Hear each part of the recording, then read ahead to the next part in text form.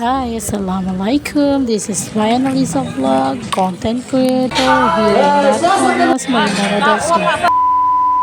Good morning mga kamamsi. Ngayon pala gaganapin yung sinasabi kong wedding ng pamangkin ng asawa ko at agad na kaming umalis dahil sobra 10 na. Baka wala na kaming maupuan. At fast forward na nga dumating na kami sa venue.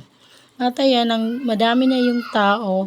At bago kami pumasok, bumili muna kami ng regalo. Kasi meron na palang naka-reserve na upuan namin. At ayan pa yung nakuha kong regalo. Red yung kulay ng paper bag. After namin bumili ng regalo mga kamamsi, pumasok na kami kaagad. At pinasama ko pala yung aking anak na matigas dahil umiiyak kasi gusto niya daw sumama para makita daw niya yung ikakasal.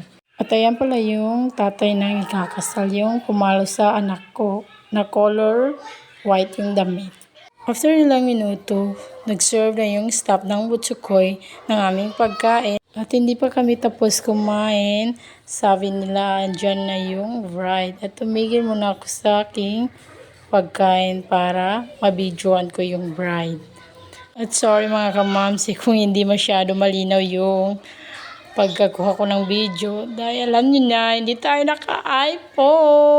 Fair manifesting, inshallah, makakakuha din tayo ng iPhone. Huy, walang ganon. Eme lang. Baka sabihin ng mga bosser ko dyan na ang yabang-yabang ko na. At balik na tayo sa topic. At ayan na yung bride. Naglalakad na siya. O diba? Ang ganda ng kanyang gown. At ayan pala yung ate niya nakadress ng black. At ayan yung napangasawa niya. At hanggang dito na lang. Salamat sa panonood.